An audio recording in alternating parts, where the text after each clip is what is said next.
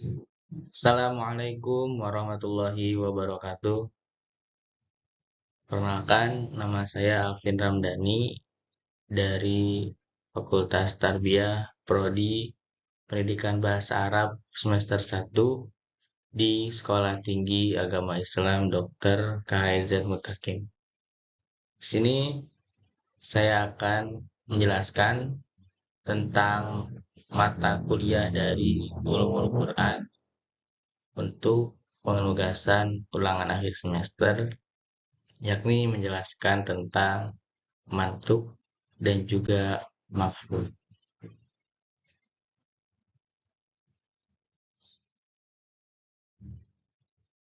Oke, yang pertama di sini saya akan menjelaskan tentang apa itu pengertian dari mantuk dan juga mafhum. Mantuk adalah lafaz yang hukumnya memuat apa yang diucapkan atau disebut dengan makna yang tersurat. Sedang mafhum adalah lafaz yang hukumnya terkandung dalam arti dibalik mantuk. Berarti bisa disebut sebagai makna yang tersirat. Kalau menurut kitab Mabadul Awaliyah, mantuk adalah sesuatu yang ditunjukkan oleh suatu lafaz dalam tempat pengucapan, sedangkan mafhum adalah sesuatu yang ditunjukkan oleh suatu lafaz tidak dalam tempat pengucapan. Lalu bagaimana? Jadi, mantuk adalah pengertian yang ditunjukkan oleh lafaz tempat pembicaraan dan mafhum ialah pengertian yang ditunjukkan oleh suatu lafaz tidak dalam tempat pembicaraan. Tetapi dari pemahaman terdapat makna tersebut seperti firman Allah Subhanahu wa taala.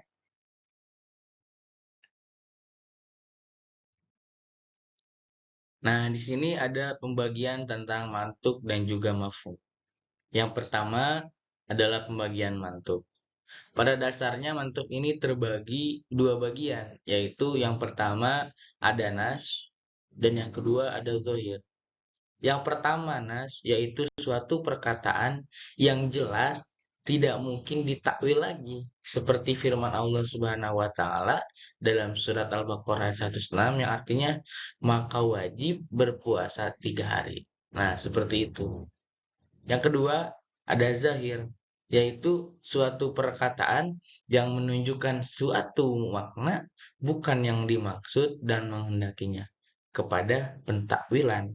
Seperti firman Allah Subhanahu wa taala dan tetap kekal zat Tuhanmu.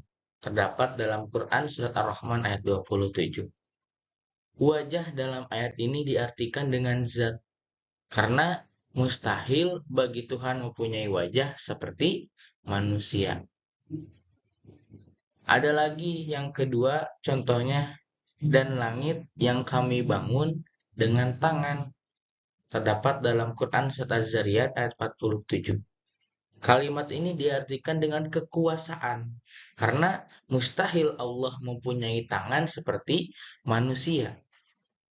Sifat wajib bagi Allah mukhalafatul hawadisi berbeda dengan makhluknya, berarti mustahil bagi Allah mempunyai tangan, mustahil juga bagi Allah memiliki wajah. Maka diartikan dalam ayat tersebut wajah ini berarti zatnya Allah dan tangan ini adalah kekuasaan Allah. Agar apa? Agar orang-orang awam tidak salah paham menanggapi ayat tersebut.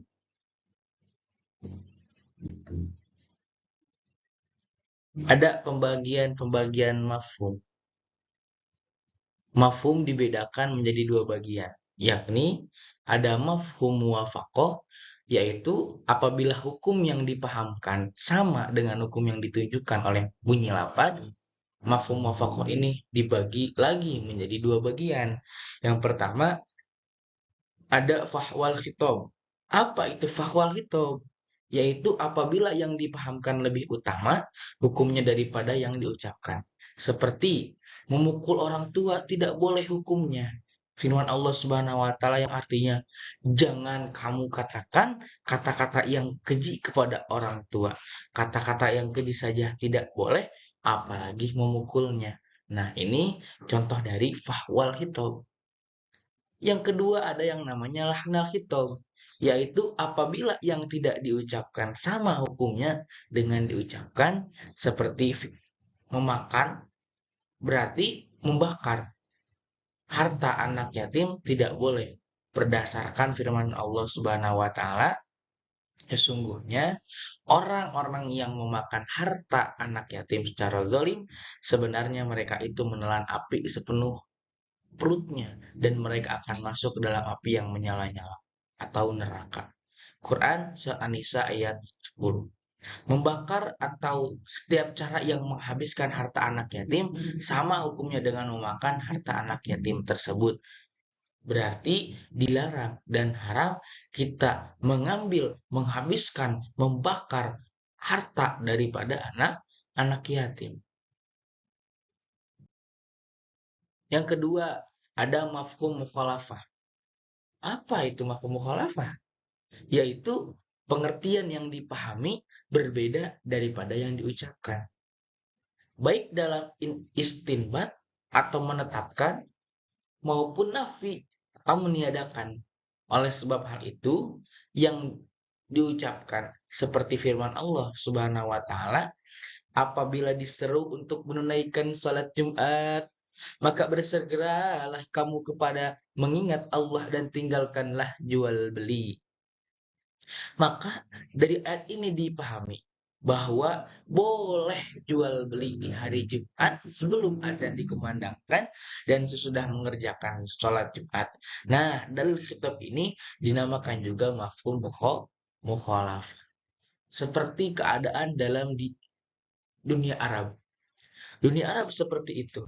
Banyak orang yang berjual beli, dagang. Tapi ketika waktu sholat, toko mereka langsung ditutup. Mereka langsung pergi meninggalkan toko untuk melaksanakan sholat. Karena apa? Karena mereka tahu ada yang lebih penting daripada jual beli, ada yang lebih penting daripada berdagang. Yakni dengan senantiasa melaksanakan sholat 5 waktu, tepat waktu, dan juga berjamaah di masjid.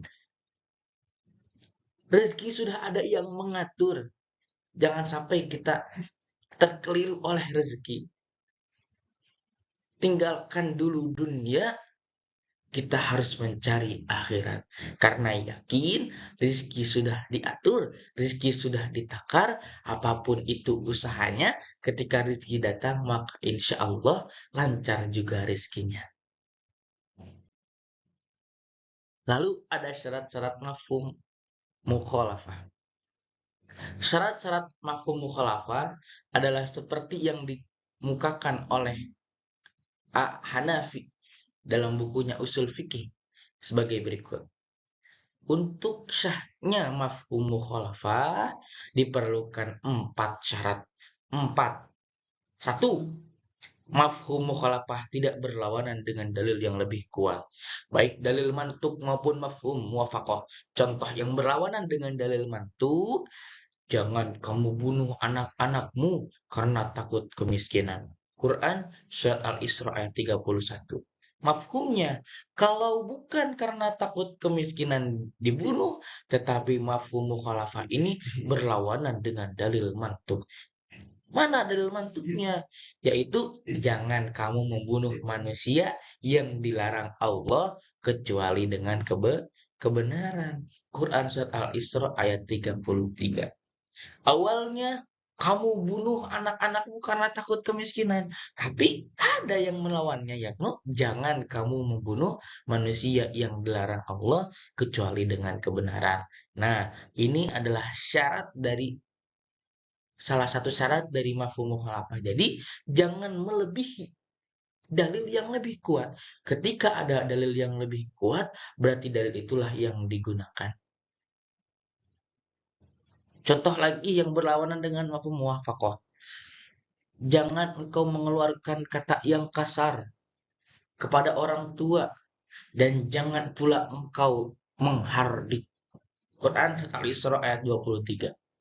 Jadi yang disebut hanya kata-kata yang kasar, mafhum mukhalafahnya boleh memukuli, tetapi mafhum ini berlawanan dengan mafhum muwafaqahnya, yaitu tidak boleh memukuli. Seperti itu. Dua, yang disebut mantuk bukan suatu hal yang biasa terjadi. Contoh, dan anak tirimu yang ada dalam peliharaanmu. Quran Surat An-Nisa ayat 23. Nah, dan perkataan yang ada dalam pemeliharaanmu tidak boleh dipahamkan bahwa yang tidak ada dalam pemeliharaanmu boleh dikawini. Hah, perkataan itu disebutkan sebab memang biasanya anak tiri dipelihara ayah tiri karena mengikuti ibunya. Yang kedua, yang disebutkan mantuk bukan dimaksudkan untuk menguatkan sesuatu keadaan. Contohnya, orang Islam ialah orang yang tidak mengganggu orang-orang Islam lainnya, baik dengan tangan ataupun dengan lisannya. Ini terdapat dalam hadis Nabi. Nah, dengan perkataan orang-orang Islam atau Muslimin, tidak dipahamkan bahwa orang-orang yang bukan Islam boleh diganggu. Sebab dengan perkataan tersebut bisa jadi alangkah pentingnya hidup rukun dan damai di antara orang-orang Islam. Yang keempat, yang disebutkan mantuk harus berdiri sendiri, tidak mengikuti kepada yang lain. Contoh, janganlah kamu mencampuri mereka, istri-istrimu, padahal kamu sedang beriktikaf di masjid. Quran Surat Al-Baqarah ayat 187. Tidak dapat dipahamkan kalau tidak beriktikaf di masjid boleh mencampuri. Dalam arti ketika di luar masjid sama, kita tidak boleh mencampuri istri-istri orang. Berarti kita selingkuh. Kalau kita mencampuri istri orang, nanti ada film baru. Apa film barunya? Suami cari istri. Ya itulah. Jadi jangan hanya berpatok pada satu ayat tersebut. Ketika kita sedang beristikaf di masjid, jangan mencampuri istri-istrimu. Seperti itu. Nah, ini yang terakhir adalah nama buah-buahan. Buah tamat sayur peuteuy, tamat euy. Nah, itu mungkin penjelasan tentang mantuk dan juga mafhum. Walaupun singkat, mudah-mudahan bisa dipahami dan juga bisa dicerna apa yang baiknya, tapi ketika ada yang jeleknya mohon dimaafkan. Mungkin cukup sekian. Kurangnya tolong ditambahkan, lebihnya mohon dimaafkan. Wabillahi taufiq wal hidayah, wa ridha wa inayah.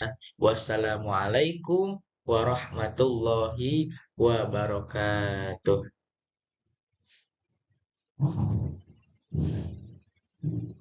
Dah, udah stop ya.